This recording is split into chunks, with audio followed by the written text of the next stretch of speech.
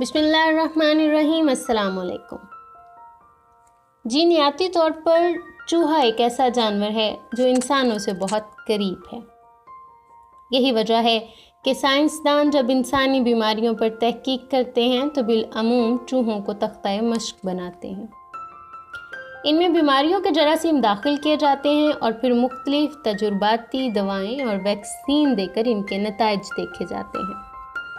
اگر یہ تجربات کامیاب رہتے ہیں تو پھر انسانوں کو یہ دوائیں دی جاتی ہیں تاکہ حتمی نتائج کی جانچ کی جا سکے۔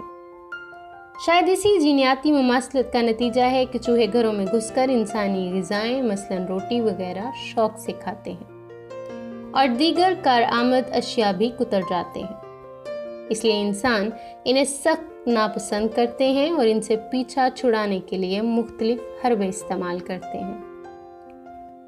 آج کل چوہوں سے نجات حاصل کرنے کے لیے ایک نئی قسم کے ٹریپ کو استعمال کیا جا رہا ہے۔ اس میں انسانی غذا مثلاً روٹی، چاول وغیرہ کی انتہائی تیز خوشبو اٹھ رہی ہوتی ہے۔ اس کی ایک سائڈ خالی ہوتی ہے اور دوسری سائڈ پر ایک طاقتور گلو لگا دیا جاتا ہے۔ رات کے وقت اسے چوہوں کی آمد و رفت کے راستے میں رکھ دیا جاتا ہے۔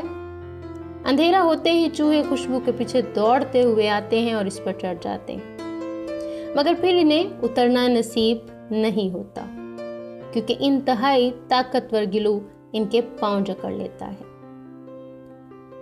عام چوہے دان ایک چوہے کو پکڑ کر غیر مؤثر ہو جاتا ہے، مگر یہ ٹریپ خوراک کی خوشبو کے پیچھے آنے والے مزید چوہوں کا شکار کرتا رہتا ہے، یہاں تک کہ ٹریپ کی جگہ ختم ہو جائے یا چوہے ختم ہو جائیں یا پھر رات ختم ہو جائے۔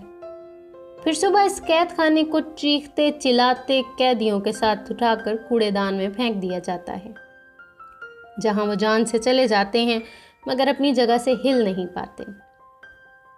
یہ عجیب سانحہ ہے، یا شاید یہ بھی جینیاتی مماثلت کا اثر ہے کہ اتنی ہوشیاری سے چوہوں کا شکار کرنے والا انسان خود بھی اکثر ایک چوہا ثابت ہوتا ہے۔ جنس اور پیٹ کے تقاضے، اولاد کی محبت، مال کی حرص، شہرت کا نشہ، اقتدار کی ہوس، معاشرے میں بلند اسٹیٹس کی تمنا، وسیع بینک بیلنس، بڑی بڑی جائیدادیں، ترقی کرتے ہوئے کاروبار، چلتے ہوئے کارخانے، نئے ماڈل کی چمکتی دمکتی گاڑیاں، عالیشان گھر، فارن ٹرپس اور نہ جانے کیا کچھ، یہ سب آدمی کے لیے اکثر اوقات چوہے دان ثابت ہوتے ہیں، جنہیں اس کا شکاری ابلیس اس کی راہ میں رکھ دیتا ہے۔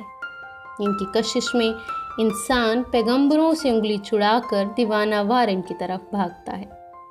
قرآن پیچھے سے آوازیں دیتا رہ جاتا ہے کہ یہ تو دنیا کی زندگی کا ساز و سامان ہے اور جو اللہ کے پاس ہے وہ بہتر ٹھکانہ ہے، مگر کون پلٹ کر دیکھتا ہے؟ انسان خواہشات کی ایک فہرست بناتا ہے اور ان کے پیچھے دوڑ لگا دیتا ہے، یہاں تک کہ وہ ان چیزوں کو پا لیتا ہے، مگر عین اسی لمحے حالات کا گلو اسے جکڑ لیتا ہے۔ خواہشات کی محدود فہرست ایک لامحدود چکر میں بدل جاتی ہے، اور وہ لاکھ سر پٹک لے اس کے لیے ناممکن ہوتا ہے کہ وہ اس چکر سے نکل جائے۔ اس کے بعد صرف موت اس کا مقدر رہ جاتی ہے۔ وہ در حقیقت صرف ایک چلتی پھرتی زندہ لاش ہوتا ہے، اور جس سے اٹھنے والے تعفن کو ہم جیسے لوگ شاید محسوس نہ کر سکیں، مگر خدا کے فرشتے وہاں سے ناک بند کر کے گزرتے ہیں۔ بلکہ سچی بات یہ ہے کہ نیکی کے فرشتے تو وہاں سے گزرتے ہی نہیں۔ ہاں، صرف وہ فرشتے گزرتے ہیں جن کا کام ایسے چوہوں کو وقت آنے پر اٹھا کر جہنم کے کوڑے دان میں پھینکنا ہوتا ہے۔